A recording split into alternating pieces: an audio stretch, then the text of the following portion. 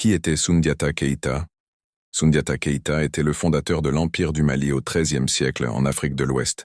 Il est connu comme un grand roi et un héros légendaire qui a uni plusieurs petits royaumes pour créer un empire puissant et prospère. Il était un enfant handicapé et rejeté. Il est né avec une malformation. Selon la tradition orale, il ne pouvait ni marcher ni se tenir debout pendant plusieurs années. À cause de cela, il était souvent moqué et rejeté, même par certains membres de sa famille et les griots de la cour. Sa mère, Sogolon Condé, était aussi mal vue à la cour car elle n'était pas d'apparence royale traditionnelle. Un miracle et une force intérieure. Un jour, Soundiata a surpris tout le monde. Il s'est levé et a marché avec l'aide d'un bâton qu'il avait lui-même fabriqué. Cet événement est perçu comme un tournant légendaire. Après cela, il a commencé à développer une grande force physique et un esprit de leader. Un garçon courageux et déterminé. Même jeune, il montrait des qualités de courage, sagesse et justice. Il était aussi un bon chasseur, ce qui, dans la culture mandingue, est un signe de bravoure. Quel rôle a-t-il joué dans l'indépendance du Mali? À l'époque, la région était dominée par le royaume de Sosso, dirigé par un roi cruel nommé Soumangourou Kanté.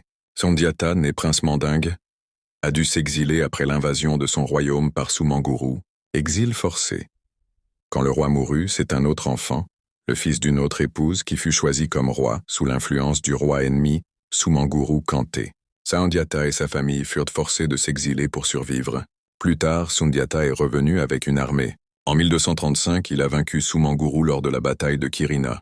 Cette victoire a permis de libérer les peuples mandingues et d'autres régions voisines. Fondateur d'un empire. Après sa victoire, Soundiata a uni plusieurs peuples pour fonder l'empire du Mali. Il est devenu le premier empereur, ou Mansa de cet empire. Sous son règne, le Mali a connu une forte croissance agricole et commerciale, la création de lois pour gouverner équitablement, une grande stabilité et un développement culturel. Son héritage Soundiata est considéré comme un père fondateur de l'Afrique de l'Ouest. Il a mis fin à la domination de Sosso, unifié des peuples différents, jeté les bases d'un empire riche et influent. Son histoire est racontée dans l'épopée de Soundiata, un grand récit transmis par les griots, conteurs traditionnels.